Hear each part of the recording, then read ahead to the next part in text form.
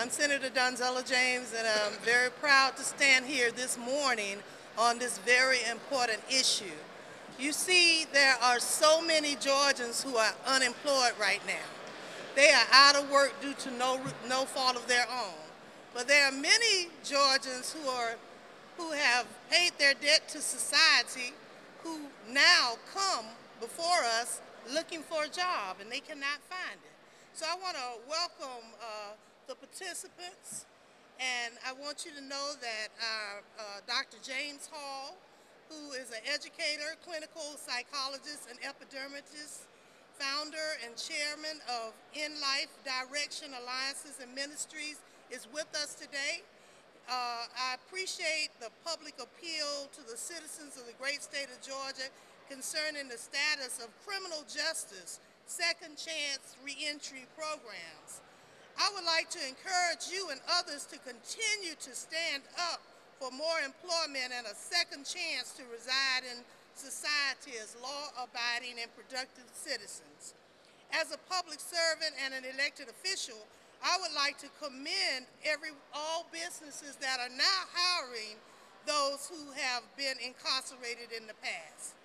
I want to commend you for your selfless efforts in the fight to reduce recidivism, Dr. Hall, and the collaborative knowledge you possess and selflessness that you share among other individuals, local, state, and federal agencies, and community evidence-based nonprofit organizations on this same mission. Further, I commend you for your courage to have that you have exemplified in requesting the issuance of Senate Resolution 1240, which was read and adopted by the State Senate on March 16, 2010. I also commend you for your work in reducing recidivism, and I want to say, I know you will represent this concern as you did during your tenure as U.S. Ambassador for HIV and AIDS, because it's just as important. Georgia has the 5th largest prison population in the nation.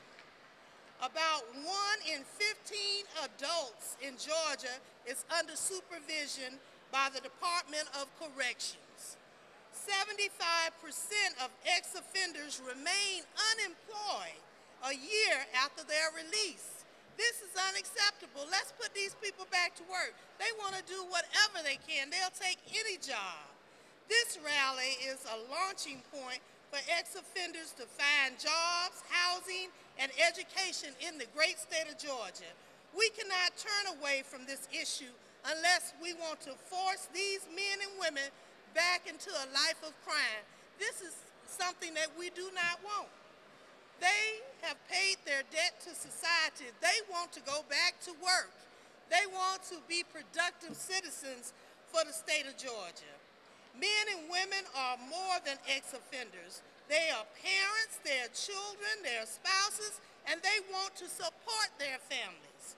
Join me in this fight to end this unfortunate form of economic discrimination, and I want to thank all of you for being here.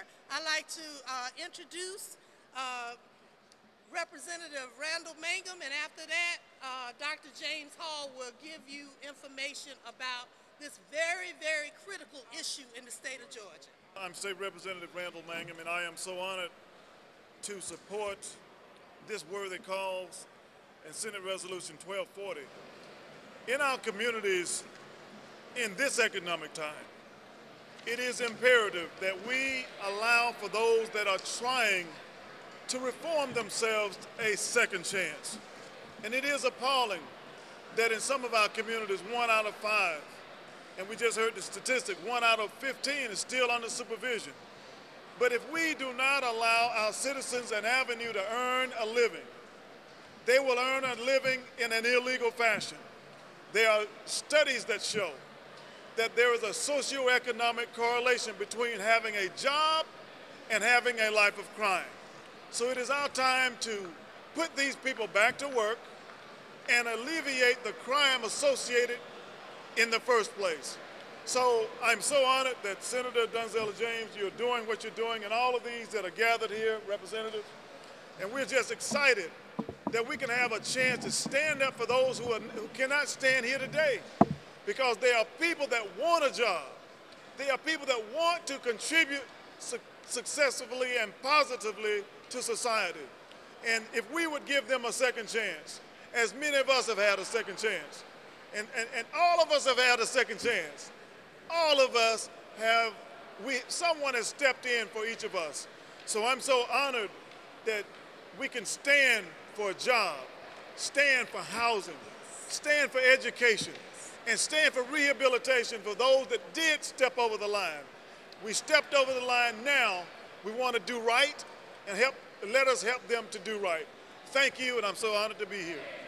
To the gubernatorialship of this great state, to the House of Representatives, and to the Senate.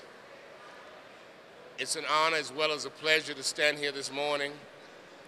I want to thank Representative Mangum as well as Senator Dan Zeller James and say to them, this is a war that's just begun.